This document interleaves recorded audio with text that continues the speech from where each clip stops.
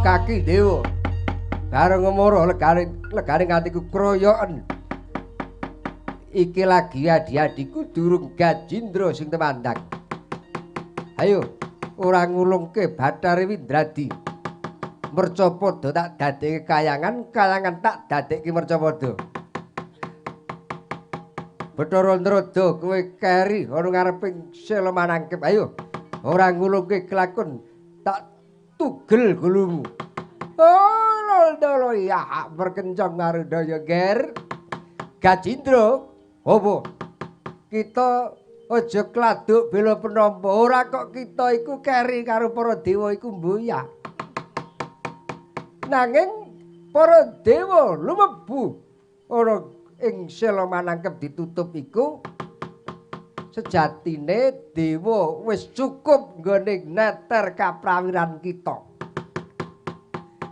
ora kok Bathara Antarada ki keri karo dewa-dewa ki mboyak nanging bakal mrepeki kita merga ulun iku wakile Adi Pramesti Bathara Guru ulun ngawuningani dhewe senajan kita urung temandang ulun wis percaya yen kita iku digdaya tenan merga adi-adi kita wis cukup kating dayane mungsuh para Jawata para dewa 30 watak sanga boya ana kang bisa tumpang jayane ulun wis marem marang kita lan adi-adi kita banjur piye lah kita manut ulun punapi mboyak yen aku manut karo kowe lah nek kita manut marang ulun rembukan sing cetha ulun iku mboyak keri nanging bakal paring preksa marang kita ketrima panuwun kita banjur Adi Pramesti bakal maringke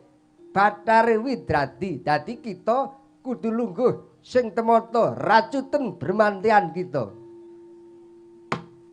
Handra ingkang Puspitarum hasiring samirana hamrik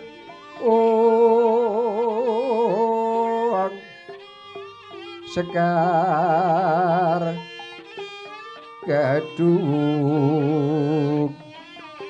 kongas gandaniro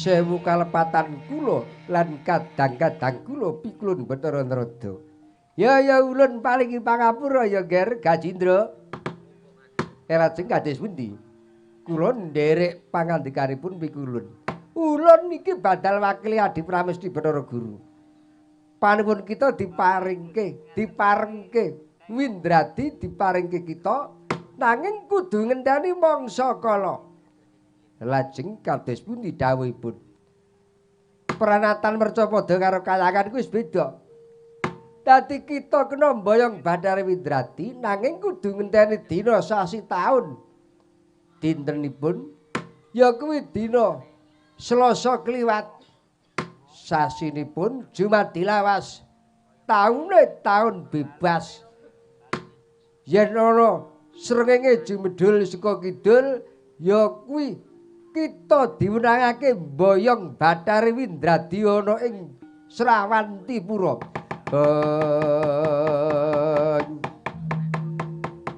leng-leng lalu hangulati surya mangrangsang wayah Bumyo Samaromo yanto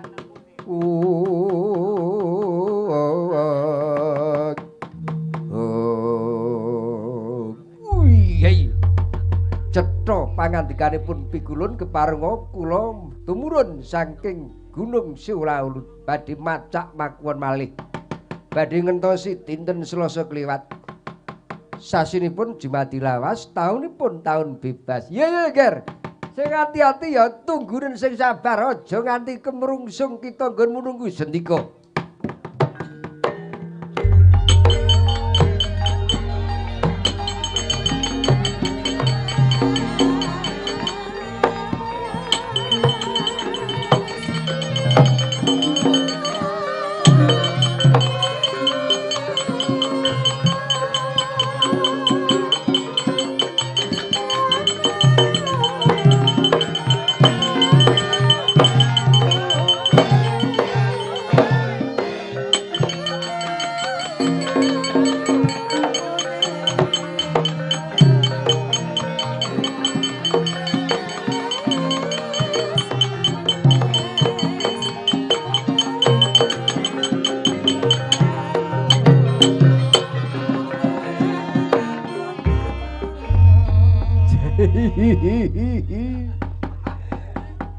Ngapa Jawa Dipati marem ya kita. Marem gawe cilaka karo wong tuwa Druhun. Dewa kene kaya otak-otak mega ya kaya kuwi-kuwi. Katerangane Siwa niku ya pinter goroh. Lah kok goroh? Pundi wonten ana dina kok Selasa kliwat. Sasine kok Jumadi lawas, taune taun bebas.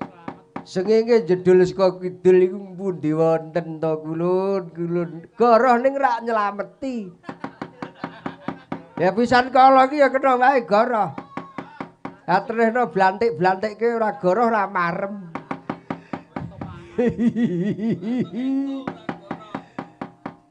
Trakane Siwa niku jan mumpuni ayo.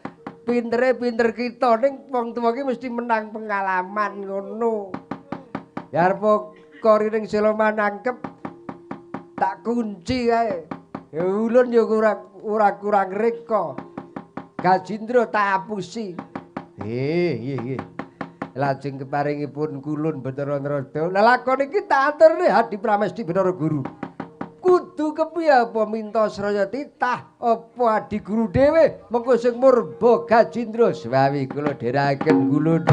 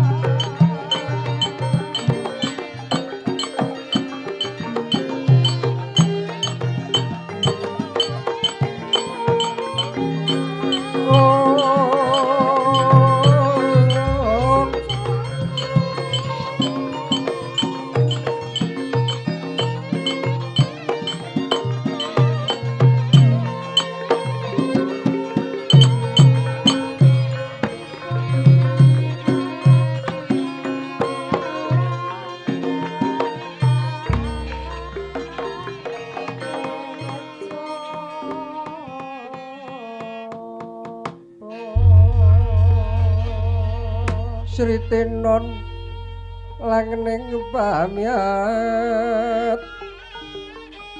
busana maneka warna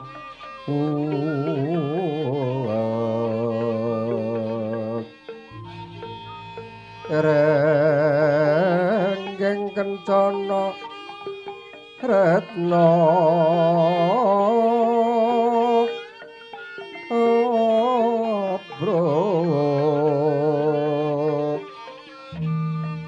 bandera layu kumitir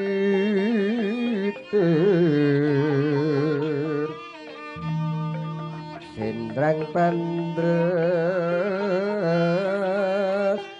sing maruta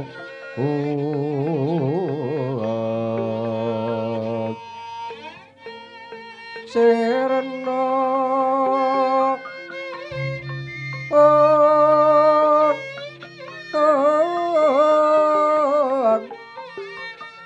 kumaraning wiyat mantian kumlebeting dwaja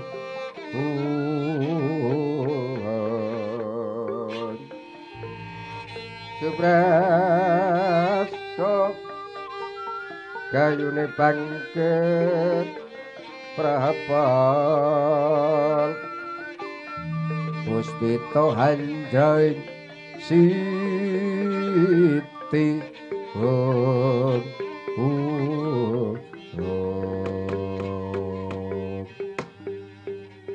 Ron mawur katiubengan kukilo bubar sumebar